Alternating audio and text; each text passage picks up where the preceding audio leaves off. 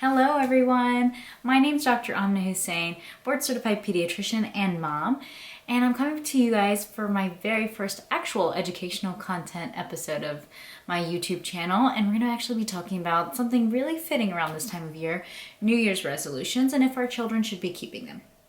So first of all, this is a really common topic and a really common question, and I'm just going to put it out there for me personally. I don't love New Year's resolutions, and I'll tell you why. For me, I don't really like setting a specific timeline for starting a change. When I want to change something about myself and hopefully make a positive change, I like to start that right then and there. So let's say I want to, for example, stop looking at my phone in the morning. It just screws up my morning routine.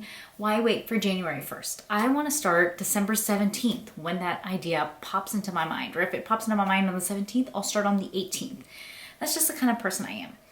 And I know a lot of people, adults especially, associate New Year's Eve resolutions and New Year's Day resolutions with sort of abandoned illusions and aspirations versus the positive changes that we should be seeing, right? And then we think that maybe it seems illogical to promote those concepts to kids. I certainly used to think that way before I became a pediatrician, but actually child development experts say it's the opposite. And actually, parents helping their children set goals around New Year's time can be something really positive for a couple of reasons. First of all, it's the teaching them the power of creating goals, which is important, right? We want our children to be goal-oriented because that really does help.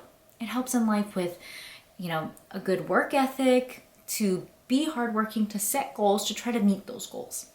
Secondly, following through, trying to actually meet those goals versus let me just set something and I'll just, maybe I'll get around to it, maybe I won't. This way, we're actually having our children follow through.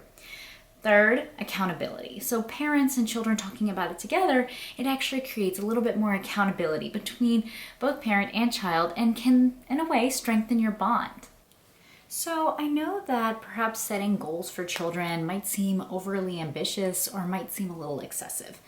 But the American Academy of Pediatrics, or the AAP, actually has a number of different goals that are age-specific for children. So for example, if you have a preschool child, you're going to want to think about something as simple as, let's make sure we take off our shoes when we enter the home. Or something as simple as making sure we wash our hands before we have a meal. When you have older children, perhaps something that's more personalized for them. That could be decreasing their soda intake or maybe standing up to bullying.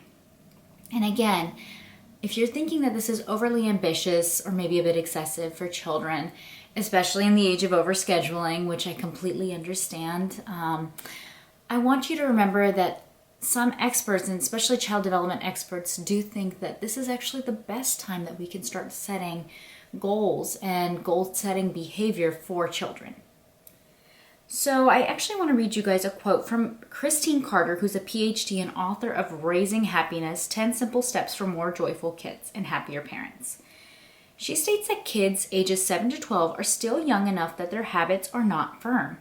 They're old enough to think about what a New Year's resolution is and to make their own, yet parents can still guide them.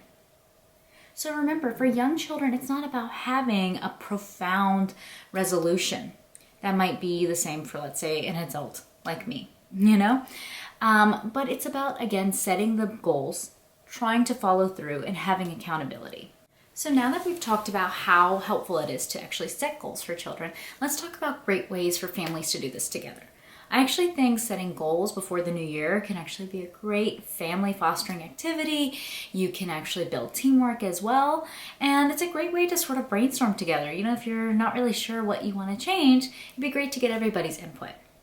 So think about it, write down a goal, maybe even more. Everybody contributes, and then you put that down maybe on a whiteboard or on a magnet, and then put it up somewhere on the fridge or in the kitchen, somewhere where everybody can see it. The second most important thing, don't forget about it, okay? So make sure that you're doing regular check-ins. Maybe plan for once to twice a month, regularly check in. Don't even discuss challenges, but also talk about progress. And again, this is where the bonding activity comes in. So if you're a parent to an adolescent and both of you have goals in the new year to decrease your screen time, well, this is a good time to talk about how you're struggling as well with it. And honestly, it again fosters a little bit more bonding, closeness between the family, and teamwork. Now, one thing I really have to remind parents, no matter really what the age is, even if you have a young child, please don't set their resolution for them. It's a surefire way to run into trouble. It's going to cause resentment and possibly even a resurgence of some of that activity that you're trying to prevent. So if you're trying to watch screen time, for example, or make sure your kid gets to bed on time, if they're not really wanting to make that a resolution, you can't force them to do that, because at the end of the day, this has to be something that's a positive goal for both of you. So if they're not willing to make that their New Year's resolution, then you can't really force that on them, because it will cause a negative association with setting goals. Lastly, please remember that this is also about making it a positive process.